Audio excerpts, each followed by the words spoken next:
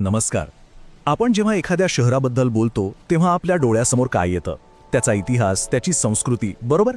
पण शहराची ओळख ना ती त्याच्या रस्त्यावरून धावणाऱ्या गाड्यांच्या नंबर प्लेट्समधूनही होत असते. आणि आज आपण पुण्याच्या याच नंबर प्लेट्स मागे दडलेल्या एका मोठ्या बदलाविषयी बोलणार आहोत. हा बदल फक्त एक साधा प्रशासकीय निर्णय नाहीये, तर तो शहराच्या प्रचंड वाढीचा, त्याच्या समोरच्या आव्हानांचा आणि त्याच्या भविष्याचा एक आरसा आहे. मग प्रश्न असा पडतो की जेव्हा एखादं शहर इतकं वाढतं की त्याचे ओळख क्रमांकच कमी पडायला लागतात तेव्हा काय होतं? बरं, पुण्याच्या बाबतीत नेमकं हेच घडतंय आणि म्हणूनच एका मोठ्या बदलाची गरज निर्माण झालीय. या समस्येचं गांभीर्य ते फक्त एका आकड्यात दडलंय. 43 लाख. हो, बरोबर ऐकलत. पुणे आरटीओ मध्ये नोंदणी झालेल्या वाहनांची ही संख्या आहे. एवढा मोठा आकडाच आपल्याला सांगून जातो की शहराच्या वाहतूक व्यवस्थेवर किती प्रचंड ताण आहे आणि ही नंबर सिरीज संपायची वेळ का आलीये. तर मग चला या प्रचंड वाढीमागची कारणं जरा समजून घेऊया. ही फक्त वाहनांची संख्या नाहीये, तर हा पुण्याच्या आर्थिक आणि सामाजिक जडणघडणीचा एक प्रकारचा आरसा आहे. भारताचं IT हब म्हणून ओळखल्या जाणाऱ्या या शहरात वाहनांचा अक्षरशः महापूर का आलाय?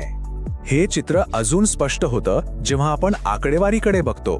बघा, एकूण 43 लाख वाहनांपैकी तब्बल 70% म्हणजे जवळपास 30 लाख वाहनं फक्त आणि फक्त दुचाकी आहेत.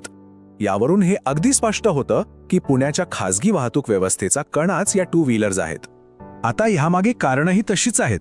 एकीकडे पुण्याची झपाट्याने वाढणारी अर्थव्यवस्था, IT आणि एज्युकेशन हब म्हणून त्याची ओळख, आणि दुसरीकडे सार्वजनिक वाहतूक व्यवस्थेवर येणारा ताण.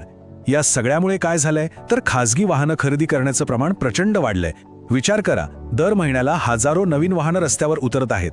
आणि यात आणखी एका गोष्टीची भर पडते, ती म्हणजे आपला सांस्कृतिक पैलू. पुण्यामध्ये मुहूर्तावर गाडी खरेदी करण्याची परंपरा खूपच मोठी आहे.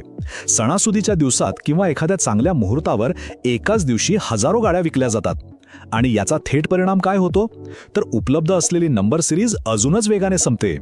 पण आता या समस्येवर पुणे आरटीओने एक भन्नाट उपाय शोधून काढलाय. 2 अक्षरी सिरीजमुळे जी अडचण निर्माण झाली होती त्यावर उपाय म्हणून आता 3 अक्षरी सिरीज आणली जात आहे.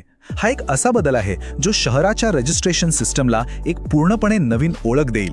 हा बदल नेमका कसा असणार आहे तर बघा, सध्याची जी 2 अक्षरांची सिरीज आहे ती MH12ZZ 9999 या नंबरवर थांबेल आणि त्यानंतर लगेचच नवीन 3 अक्षरांची सिरीज सुरू होईल. तिची सुरुवात असेल MH12AAA 0001. आता हा बदल दिसायला जरी छोटा वाटत असला तरी तो खूप मोठा फरक घडवून आणणार आहे. तर ही 3 अक्षरी नोंदणी सिरीज म्हणजे नक्की काय? सोप्या भाषेत सांगायचं तर ही एक विस्तारित वाहन नंबरिंग सिस्टीम आहे. म्हणजे बघा, जिथे 2 अक्षरांमुळे फक्त काहीशी कॉम्बिनेशन्स शक्य होते तिथे आता तिसरं अक्षर जोडल्यामुळे हजारो नवीन कॉम्बिनेशन्स तयार होतील. याचा अर्थ उपलब्ध नोंदणी क्रमांकांची संख्या प्रचंड वाढेल आणि यामुळे पुढची कित्येक दशकं शहराला नवीन नंबरची कमतरता अजिबात भासणार नाही. खरंच हा एक खूप दूरदृष्टीने घेतलेला निर्णय आहे.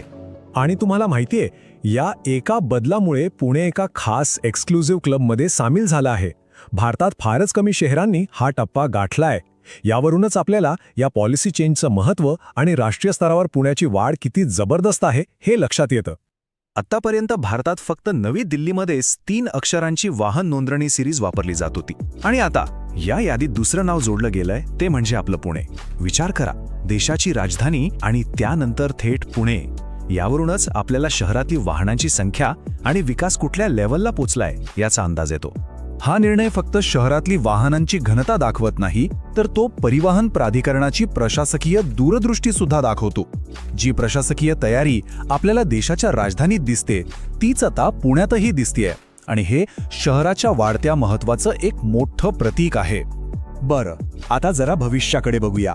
या नवीन रजिस्ट्रेशन सिस्टीमचे दूरगामी परिणाम काय असतील, त्याचे फायदे काय असतील, चला याचा विचार करू.